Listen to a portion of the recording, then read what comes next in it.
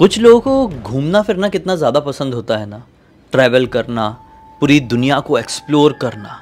कुछ लोग तो अपनी लाइफ का एकमात्र मकसद पूरी दुनिया घूमना ही बना लेते हैं। लेकिन ज़रा सोचिए, किसी इंसान के साथ ऐसी ही एक ट्रिप के दौरान एक ऐसी खतरनाक घटना हो जाए जिसकी वजह से उसके दिमाग में इतना खतरनाक सदमा बैठ जाए कि लोग कहने लगे कि इसका दिमागी संतुलन सही नहीं है, तो आप क्या कहेंगे दोस्तों? नमस्कार, ब्लडी सत्य के आज के इस हैरान कर देने वाले बहुत ही ज़्यादा खौफनाक से अनोखे एपिसोड में मैं आप सभी लोगों के सामने रौनक नाम के लड़के के साथ एक ट्रिप के दौरान घटी हुई ऐसी खतरनाक भूतिया घटना की कहानी लेकर आ गया हूँ, जिसे सुनकर आप शायद जितने ज़्यादा घबराएंगे ना, उससे भी कई ज़्यादा शॉक हो जाएंगे। रौनक एक ऐसा लड़का, मुंबई में रहने वाला, जिसे घूमने फिरने का काफ़ी ज़्यादा शौक था, काफ़ी ज़्यादा। ग्रेजुएशन कंप्लीट होने के बाद से वो इतना घूमा था कि एक साल के अंदर समझ लो उसने 20% इंडिया कवर कर लिया था। बेहद ज़्यादा घूमा। क्या हुआ कि इसी ट्रिप्स के दौरान उसकी दोस्ती 3 और लड़कों से हुई। एक का नाम था विशाल, एक का नाम था अंकित और एक का नाम था अमन। अमन, अंकित और विशाल, ये 3 भी सेम शौक रखते थे। अब चारों मिले और चारों अलग अलग जगह एक्सप्लोर करने लगे।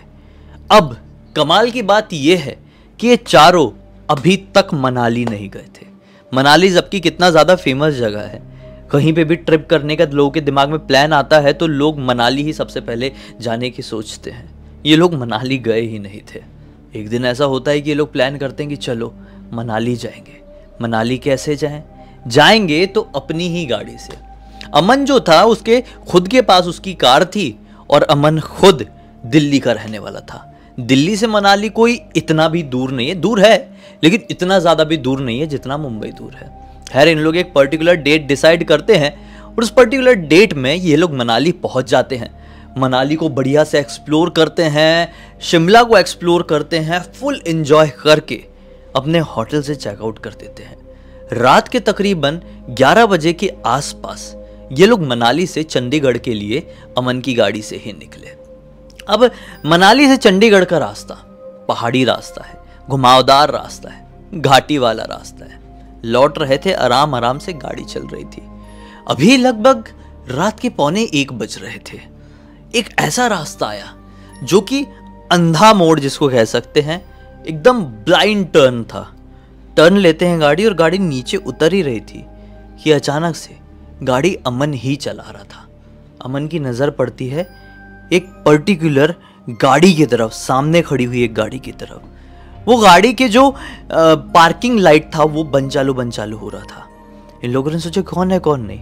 अंदर बैठे हुए चारों लड़के दूर खड़ी हुई उस गाड़ी की तरफ घूरने लगे। इनकी गाड़ी भी धीरे धीरे बढ़ रही है और दूर खड़ी हुई गाड़ी भी इनको दिखाई दे रही है। पार्किंग लाइट उसका बंद चालू हो रहा था और उसके दरवाजे के जस्ट बाजू में एक लड़की खड़ी थी जो शायद किसी से लिफ्ट मांगने की कोशिश कर रही थी। लेकिन पूरे रास्ते में कोई नहीं था।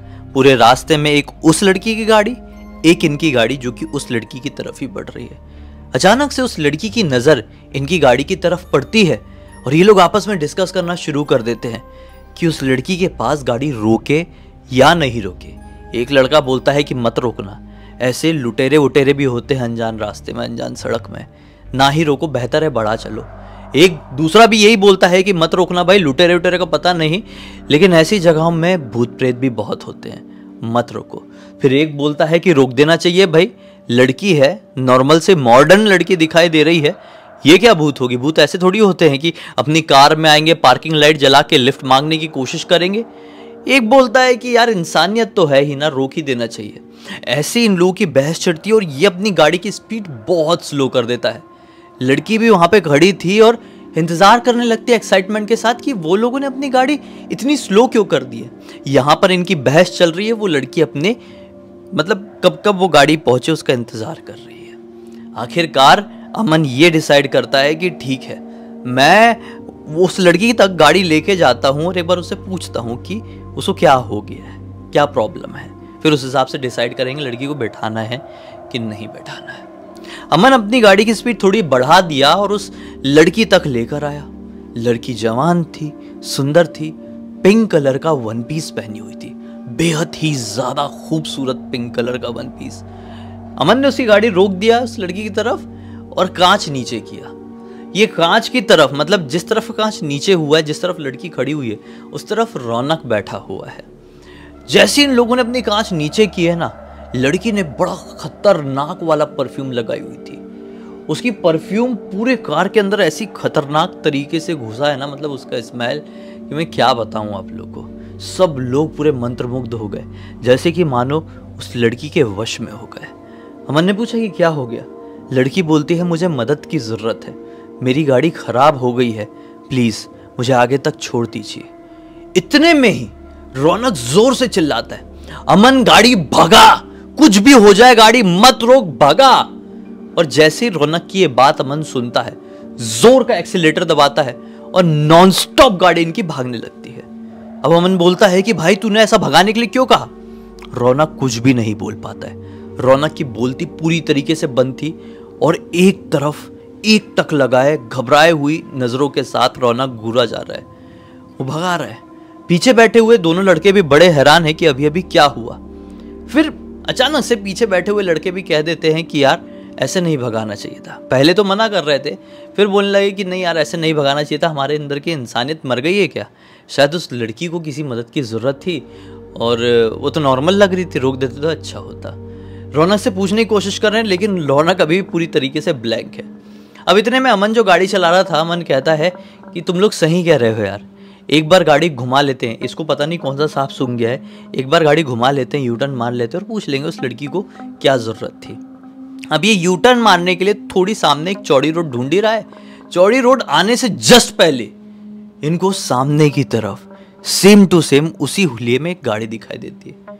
ये शौक होते हैं, बोलते हैं यार ये तो शायद उसी लड़की की गाड़ी तरह दिखाई दे रही है। इन लोगों की थोड़ी गाड़ी और बड़ी है कि सबकी बोलती बंद, क्योंकि वो एग्जैक्टली वही गाड़ी थी जो पीछे दिखाई दी थी और उस गाड़ी के बाजू में भी एग्जैक्टली वही लड़की थी जो उनको पीछे दिखाई दी थी। वही कपड़े, वही हुलिया, सेम टू सेम, लिफ्ट मांगने का भी वही तरीका। इसका दिमाग खराब हो गया, फिर से गाड़ी का एक्सीलेटर दबाया है और नॉन स्टॉप तेजी से भगाने लगा। अब रौनक बोल पड़ा कि मैंने तुमको इसलिए कहा था कि भगा चलो। दरअसल जैसे ही तुमने गाड़ी वहां पर रोके थे ना, मैंने उस लड़की के पैरों की तरफ देखा था। उसके जो बॉडी का निचला हिस्सा था वो किसी इंसान की तरह नहीं बल्कि एक जानवर की तरह था, शायद भेड़िया या कुछ और, जिसके पैर वाले हिस्से में केवल बाल ही बाल थे। खतरनाक डरावने नाखून थे, इतना ज्यादा खौफनाक उसका शरीर का निचला हिस्सा दिख रहा था कि तुम लोग देख लेते तो पागल हो जाते, डर के मारे पता नहीं तुम बेहोश हो गए होते।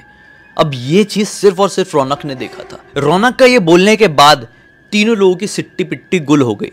अब गाड़ी भागे जा रही है, भागे जा रही है, भागे जा रही है। फिर लगभग 3-4 किलोमीटर बाद फिर से सेम टू सेम सिचुएशन दिखाई दी। वही गाड़ी, वही लड़की, वही कपड़े, वही लिफ्ट मांगने का तरीका। ये लोगों ने और तेज गाड़ी भगाए हैं। फिर से 3-4 किलोमीटर बाद सेम चीज दिखाई दी। कम से कम 5 से 6 बार यही चीज हुई उन लोगों के साथ और फिर इन लोगों ने वो घाटी वाला एरिया कंप्लीटली क्रॉस कर दिए। फिर ये लोग चंडीगढ़ की बॉर्डर में टच कर गए। अब घाटी वाटी सब खत्म, अब नॉर्मल हाईवे शुरू। इतने में एक ढाबा दिखा। इन लोगों ने बोले कि नहीं, यहीं पे गाड़ी रोकना चाहिए।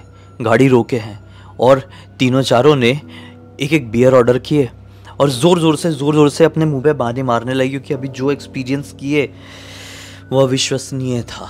इनकी इस हालत को देखकर वहाँ पे कुछ ट्रक ड्राइवर्स बैठे हुए थे, वो भी हैरान हुए और इनको देख के बोले क्या हुआ भाई लोग, सब कुछ नॉर्मल तो है ना, बड़े घबराए हुए से दिख रहे हो।